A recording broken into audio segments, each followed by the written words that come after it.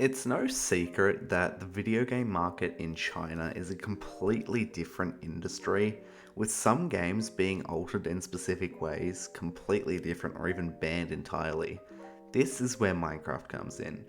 Minecraft China Edition, as it's commonly referred to, isn't technically what the direct translation of the game's title is. A more direct translation is My World, which, when researching for this video, I also found was a game on Steam with possibly the best walking animation I've ever seen in a game. Regardless of that masterpiece, I was shocked to find out that Minecraft in China is actually quite similar to the other versions of the game. The base game is, from what I've seen, basically unchanged, with the only real differences having to do with the menus and UI. For starters, there are the Java and Bedrock editions of the game, but the Bedrock version is actually free to play, and it does really show that instead of having to purchase Minecoins with real money, players instead watch ads to earn diamonds, which they can then spend on things like mod packs in the item shop. Another key difference is a surprisingly decent friend system that is so much better than the actual non-Chinese Bedrock versions. To be honest, that system is an absolute mess. One of the main reasons I don't play Bedrock. Apart from that, there's not a whole lot of differences. There is a VIP option for players that gives marketplace discounts, as well as a cloud storage across the Java edition of the game, and censored chat, but I was honestly surprised to see how similar this version of the game was. Now, this video isn't actually about the history of my world or any gameplay or anything. I wanted to talk about the Chinese mob vote. The Chinese mob vote was held in 2018, and in the words of Google Translate, from September 7th to September 20th, everyone is welcome to vote for your favorite national treasure.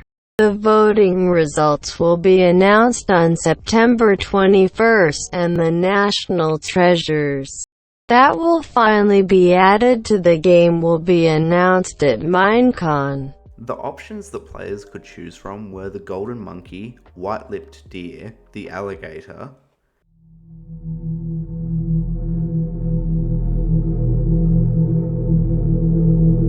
the panda, or the pink dolphin. Another fact I'll quickly mention that I found out whilst researching this video is actually the significance of alligators in Asian countries. It's believed that the perception of the alligators is actually the origin of dragons in Chinese and Japanese mythology, so I thought that was pretty cool. The panda won the vote with 466,490 total votes. A problem with the voting system was that people could actually vote up to 2 times a day, which it's safe to assume swayed the results a little bit. Interestingly enough, pandas were originally only intended for the Chinese version of the game, and were actually added to the Chinese version first. However, the non-Chinese versions did end up getting them in 1.14. Strangely enough, we've been told by Mojang that their presence in 1.14 actually had nothing to do with the Chinese mob vote, which means we would have gotten them regardless, which brings up an interesting point. If the Chinese version of the game gets all the features that the standard game does anyway, what was the point of making the panda part of the mob vote? This, combined with the fact that players could vote up to 26 times, could actually indicate that the mob vote was rigged. Just think about it. If the total number of votes was rendered irrelevant by the ability to vote multiple times, then that would just give the Chinese version developers NetEase the perfect chance to create the illusion of vote without the other 4 options considered for the game and just developing the panda. This would just easily create publicity for the game without the developers really having to worry about anything. NetEase as a company seems to develop some of their own games, including licensed games like Marvel Super Wars, but also port games to the Chinese market like Minecraft.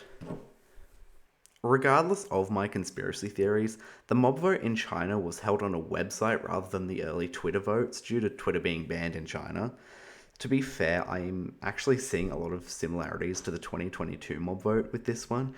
They both take place in easily accessible ways but have flaws in the voting process, and both have specific mobs winning by an absolute landslide. This could just be a coincidence due to both the sniffer and the panda seeming to actually include more than just a useless mob, with the panda being displayed surrounded by bamboo shoots and the sniffer confirmed to include new plant types, but they both seem to be favoured by the developers for some reason. I do have a lot of issues with the Minecraft mob votes, which I did discuss in another video that actually did pretty well, surprisingly. So if you liked that video, I do actually plan on doing a follow-up on that video at some point.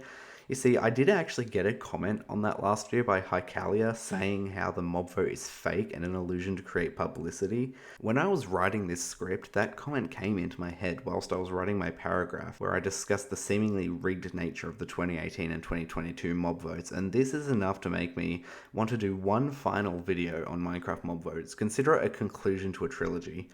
Either way, if you are interested in seeing the evidence that the mob vote could be entirely fake, make sure to subscribe because I think it'll be pretty interesting stacking up all the evidence.